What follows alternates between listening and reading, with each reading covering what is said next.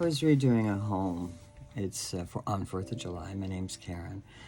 And I was going to talk about connecting with some new people. I kept on getting like notes in back then, my mailbox on wanting to rent a room from students and stuff. But there was, how do I say it?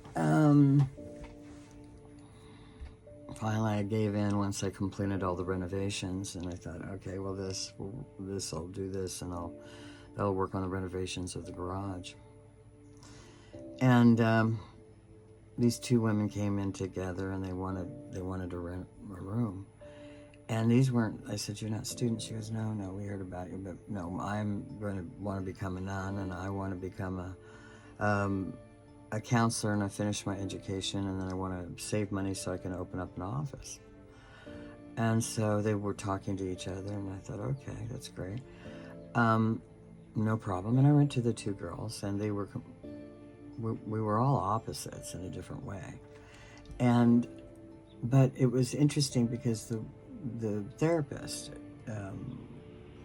we were talking about different places where she could have her office and things. And she was working for a credit place at that time.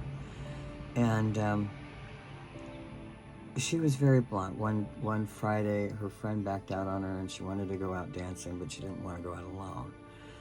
And so she begged me and the other girl, and the other girl goes, "I'm going to be a nun. I don't really feel like dancing." I said, "Nuns don't dance." I'm sure they probably... She says, "No, I'm going to be a celibate life. I'm not going out there dancing."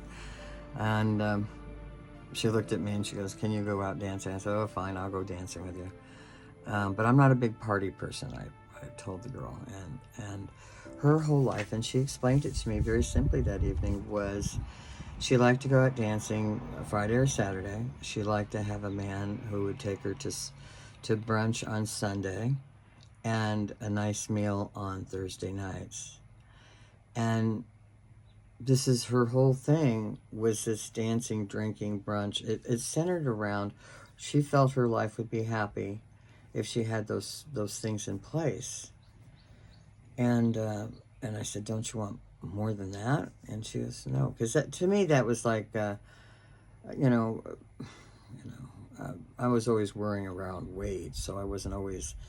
I mean, who doesn't love a good brunch, and who doesn't love a night out? But even back then, what she was talking about, a really good steak dinner was expensive. And if you're wanting it every darn week, and brunch every week, and dancing, and she liked to drink these